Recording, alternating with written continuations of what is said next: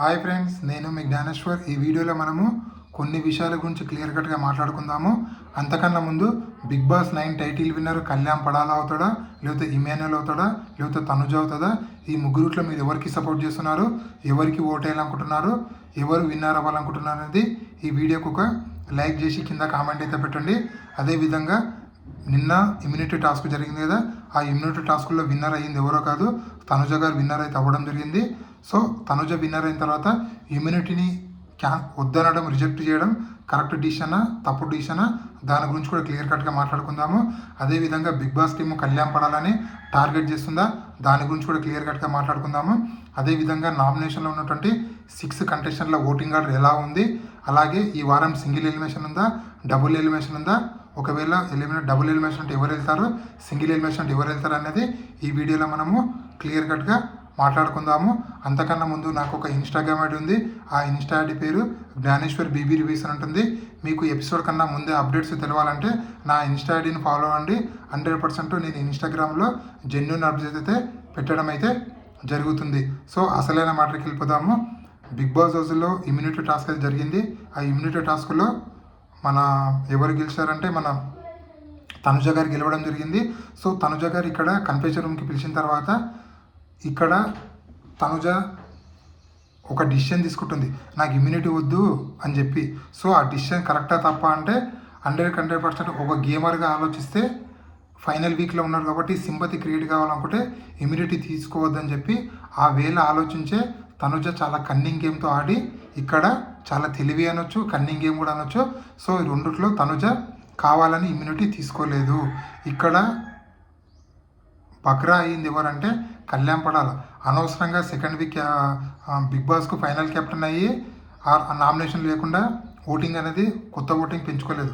అదేవిధంగా టాప్ 5 సాధించి అనవసరంగా ఓటింగ్ అనేది అంటే కొత్త ఓటు బ్యాంక్ అనేది సాధించలేదు.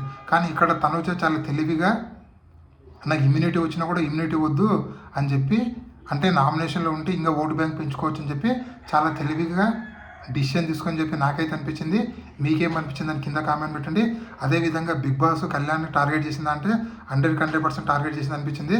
ఎందుకంటే ఎక్కడ ఒక స్క్రీన్ పేస్ అనేది ఎక్కువ ఇవ్వలేదు తనకంటూ. మనకు బిగ్ బాస్ ఓట్ అపీల్ చేసుకుంటాను రిక్వెస్ట్ చేసినా కూడా ఓటు అపీల్ చేసే ఛాన్స్ కూడా ఇవ్వలేదు. అదేవిధంగా కళ్యాణ్ పడాలకి ఈరోజు ఒక నెగిటివ్ ప్రోమో కట్ చేయబోతుందని చెప్పి మనకైతే అప్డేట్ అయితే రావడం జరిగింది. అదేవిధంగా డెమాన్ పవన్ ఎలిమినేషన్ చేయాలనుకున్నారు, కానీ మళ్ళీ కళ్యాణ్ పడాల విన్నర్ కావద్దని చెప్పి డెమాన్ పవన్ టాప్ 5కి తీసుకెళ్తున్నారు. ఎలాగైనా తనుజని విన్నర్ చేయాలని చెప్పి బిగ్ బాస్ టీము చాలా పకడ్బందీగా ప్లాన్ చేస్తుంది. ఎందుకంటే నిన్నటి నుంచి రివ్యూవర్లు మొత్తం కళ్యాణ్ పడాలకు నెగిటివ్ చెప్తున్నారు.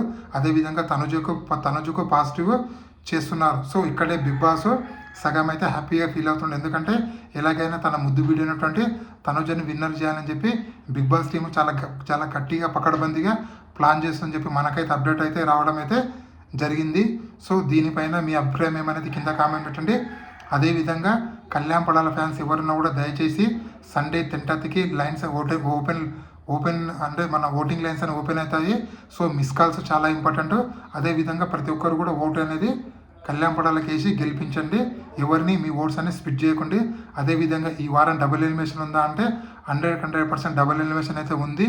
సో నా అనాలిసిస్ కరెక్ట్ అయితే డెమాన్ పవన్, సుమన్ శెట్టి, బర్నీ వీళ్ళ ముగ్గురుట్లో ఇద్దరైతే ఎలిమినేషన్ అవుతారు. కానీ బిగ్ బాస్ మామ ఇక్కడ మళ్ళీ కళ్యాణ్ పడాలకు అన్యాయం చేయాలని చెప్పి ఓట్లు తక్కువ వచ్చినా కూడా డెమాన్ పవన్ని సేవ్ చేసి టాప్ 5లో 2 కామనర్లు పెడితే సో అప్పుడు కళ్యాణ్ పడాల ఓట్ బ్యాంకు తగ్గుతుందని చెప్పి కావాలని కళ్యాణ్ విన్నర్ చేయకుండా ఇక్కడ బిగ్ బాస్ పకడ్బందీగా ప్లాన్ చేశారు. సో ఇప్పుడు ఎవరిని ఎలిమినేషన్ చేయబోతున్నారంటే ఇక్కడ సుమన్ శెట్టిని, అదేవిధంగా బర్నీ గారిని ఇద్దరిని ఎలిమినేషన్ చేసి 3 సెలబ్రిటీలని 2 కామనర్లని టాప్ 5లో పెట్టాలని చెప్పి బిగ్ బాస్ అయితే ప్లాన్ చేశాడని చెప్పి మనకైతే అప్డేట్ అయితే రావడం జరిగింది. సో ఈ సాటర్డే ఎపిసోడ్లో ఒకరు ఎలిమినేట్ అవుతారు, సండే ఎపిసోడ్లో ఒకరు ఎలిమినేట్ అవుతారు. మొత్తానికి ఎలిమినేట్ అయిన కంటెస్టెంట్లు సుమన్ శెట్టి గారు, బర్నీ గారు వీళ్ళిద్దరైతే ఎలిమినేషన్ అయితే కాబోతున్నారు. ఇది ఇప్పటివరకు లేటెస్ట్ అప్డేట్. సో మీరు కళ్యాణ్ పడాల గెలవాలనుకుంటే కళ్యాణ్ పడాల కొట్టేయండి. అదేవిధంగా ఒక కామన్ మ్యాన్ గెలవాలంటే కళ్యాణ్ పడాలకి వేయండి. ఒక సెలబ్రిటీ గెలవాలంటే తనుజకి వేయండి. ఒక తెలుగువాడు గెలవాలనుకుంటే కళ్యాణ్ పడాల కొట్టేయండి. ఒక కన్నడ నటి గెలవాలనుకుంటే తనుజ గారు కొట్టేయండి. ఇది ఇప్పటివరకు లేటెస్ట్ అప్డేటు. 14 వారాల గేమ్ చూసిన తర్వాత ఎవరు నిజంగా ఒక జెన్యున్ పర్సన్ అని ఎవరు అనుకుంటున్నారు వాళ్ళకు ఓటేయండి.